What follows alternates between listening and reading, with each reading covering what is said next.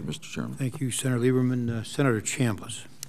Thank you very much, Mr. Chairman, and to both of you, once again, thanks to you, thanks to your families for your continued service to our country. You're certainly great leaders, and you provide the kind of quality leadership that is needed in a very difficult time for our country and a very complex time for the world. Mr. Chairman, I have to qualify my support for General Austin by saying that he and my wife are from the same hometown, and his high school football coach was also my son's coach. They were champions in both instances, and as a result, I have several General Austin stories that I think I'll probably save for another day, General, but needless to say, we're all very proud of you down our way. General Odierno, let me start with you. One of the great success stories with Iraq under General Petraeus as well as under you was the conversion of the Iraqi people and their support for the American soldier and our effort and the mission there.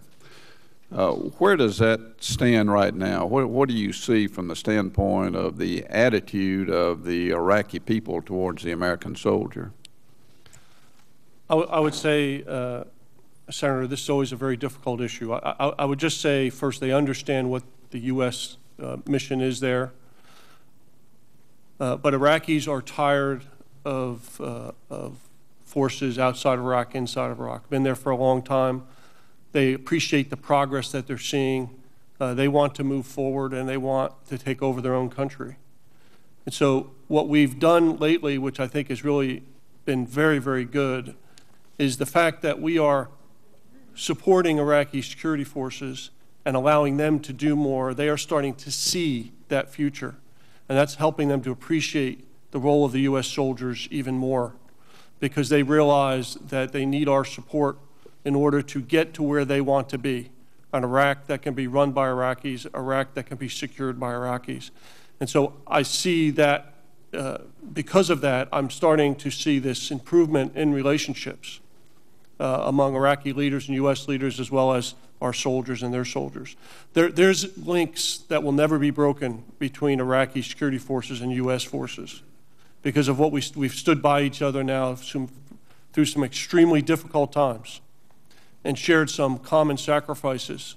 And it doesn't matter if where you come from, when you work together and share those sacrifices, there'll be a bond that will be always linked between the two. And I think we'll continue to see that as we move forward, Senator. General Austin, you and I discussed briefly yesterday the fact that General Kukalo and the 3rd ID are leading the effort along Iraq's northern border to bring some or to mitigate some issues between the Arabs and the Kurds. And I know that U.S. assistance is a critical component in this area.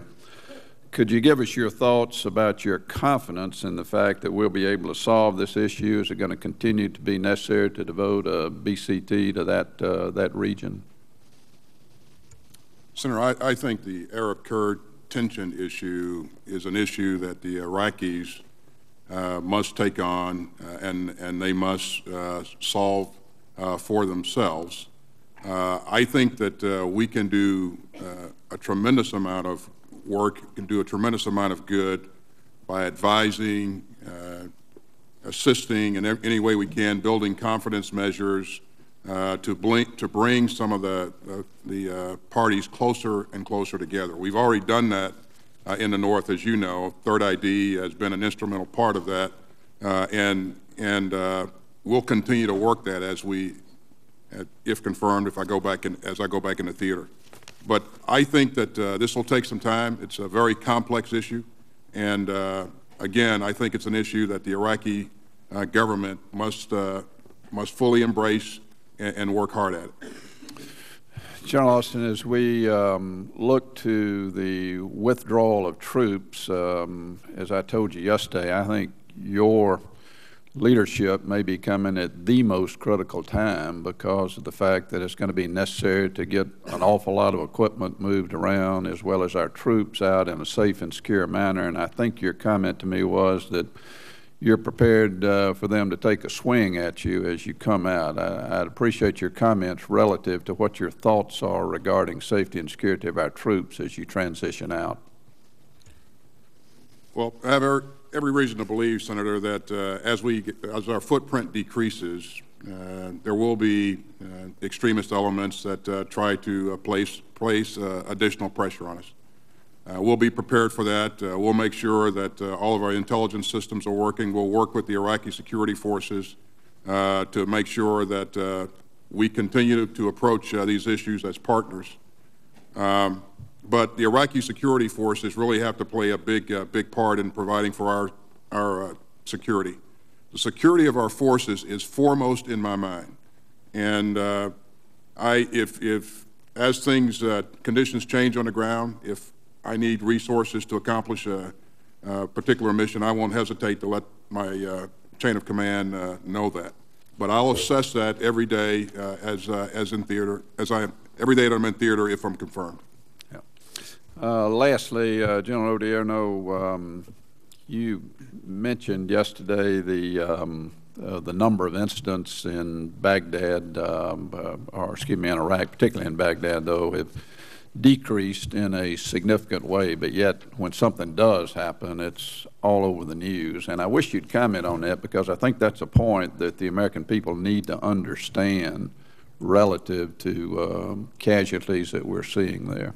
I would just say, as I said in my opening statement, Senator, incidents are down significantly. From the height, they're down over 90% from what they were in 2006 and 7. But more importantly, they've continued to go down since the Iraqi security forces have taken over responsibility in the cities in June of 2009.